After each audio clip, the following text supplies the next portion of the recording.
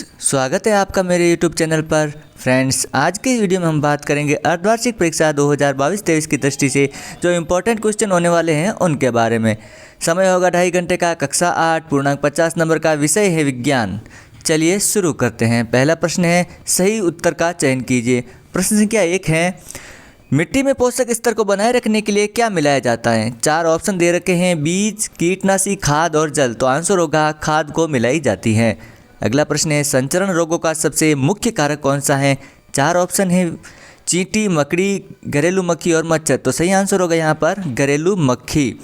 अगला है प्रश्न संख्या 3, नेफ्थलीन की गोलियां बनाई जाती हैं, किससे बनाई जाती हैं? तो आंसर होगा कोलतार से बनाई जाती हैं। असही आंसर है।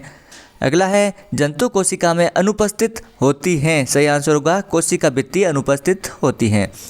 चलते हैं अगले प्रश्न की तरफ। प्रश्न संख्या 2 है, रिक्त स्थानों की पूर्ति कीजिए। क्षतिग्रस्त भी जल की सतह पर तैरने लगेंगे। रिक्त स्थान में क्या आएगा? तैरने। अगला है, रिक्त स्थान अपघटित होने में कई वर्ष ले लेता है। क्या? प्लास्टिक।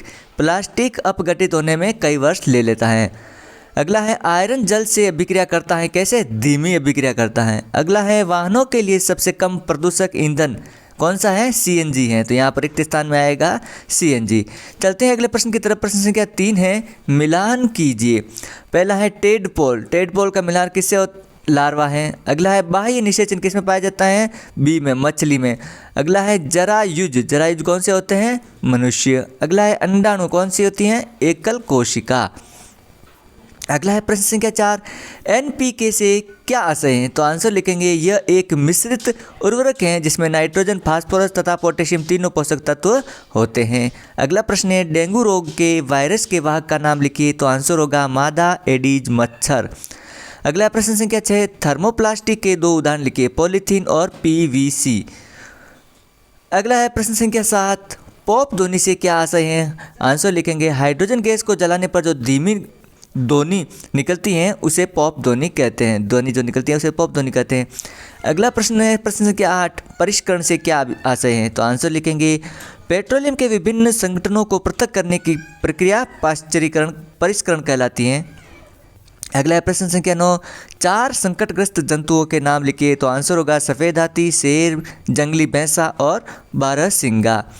अगला प्रश्न संख्या 10, रजोनिवृत्ति किसे कहते हैं? आंसर लिखेंगे, ऋतुस्राव के रुक जाने को रजोनिवृत्ति कहते हैं। ये 45 से 50 वर्ष की आयु की महिलाओं में होती हैं।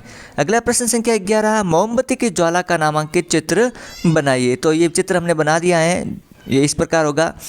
अगला है, एस्ट्रोजन और टेस्टोस्टेरोन में अंतर लिखिए। तो एस्ट्रोजन यह मादा हार्मोन होता है, यह मादा लक्षणों का विकास करता है, जबकि टेस्टोस्टेरोन ये नर हार्मोन है, वर्षण द्वारा साबित होता है, यह नर लक्षणों का विकास करता है। अगला है प्रश्न संख्या 13, निम्न पर टिप्पणी लिखिए। जैसे कोशिका द्रव्य, तो इसकी टिप्पणी होगी, यह एक जलिज पदार्थ है जो कोशिका झिल्ली और केंद्र के बीच पाया जाता है। कोशिका के अन्य संघटक कोशिका द्रव्य में ही पाए जाते हैं, जैसे माइटोकॉन्ड्रिया, गाल्जिका और राइबोसोम। केंद्रक पर टिप्पणी करेंगे तो यह एक गोलाकार संरचना है तथा यह कोशिका के मध्य भाग में स्थित होता है। केंद्र कोशिका द्रव्य एक झिल्ली द्वारा अलग रहता है, जिसे केंद्रक झिल्ली कहते हैं। यह सरंध्र होती हैं तथा कोशिका द्रव्य और केंद्र के बीच पदार्थों के आवागमन को नियंत्रित करती हैं। अगला है प्रश्न संख्या 14, धातु किसे कहते हैं? उदाहरण द्वारा समझाइए। धातु वे पदार्थ जो कठोर, चमकीले, आघातवर्धनी और ऊष्मा और विद्युत के सुचालक होते हैं, धातु कहलाते हैं, जैसे आयरन, कॉपर, एल्यूमिनियम आदि। अगला प्रश्न है, प्राकृतिक रेशे तथा कृत्रिम रेशों में अंतर बताइए। तो आंसर लिखेंगे, प्राकृतिक रेशे यह कम मजबूत होते हैं, प्राकृतिक रेशे बहुत अधिक पानी सोखते हैं, प्राकृतिक रेशे कपड़ों के कीड़ों तथा रसायनों के प्रभाव से खराब हो जाते हैं, जबकि कृत्रिम रेशे मेरे में बहुत अधिक मजबूत होते हैं, ये कम पानी सोखते हैं और साधारण रसायनों में खराब नहीं होते हैं। अगला प्रश्न है, पादप कोशिका एवं जंतु कोशिका का नामांकित चित्र बनाइए। तो ये इस प्रकार का चित्र होगा, आप देख सकते हो। बल किसे कहते हैं? अन्योन्य क्रिया के कारण बल कैसे कार्य करता है? तो आंसर लिखेंगे, किसी वस्तु पर लगने वाले धक्के या खिंचाव को बल कहते हैं। हम ये कह सकते हैं कि बल लगने के लिए कम से कम 2 वस्तुओं के मध्य अन्योन्य क्रिया 79 डिग्री, जैसे केवल हम कार के पीछे खड़े रहने मात्र से उसे गति नहीं दे सकते जब तक कि हम उसको धक्का नहीं लगाते। इसी प्रकार हमारे कार के बुद्धि यह प्रक्रिया अन्योन्य क्रिया कहलाती है। इस प्रकार ये सभी अति महत्वपूर्ण क्वेश्चन थे जो आपके लिए परीक्षा की दृष्टि से महत्वपूर्ण होने वाले हैं। इनको आप याद से ध्यान से पढ़ करके जाना।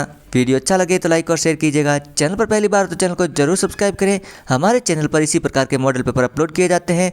मिलते हैं अगले वीडियो में।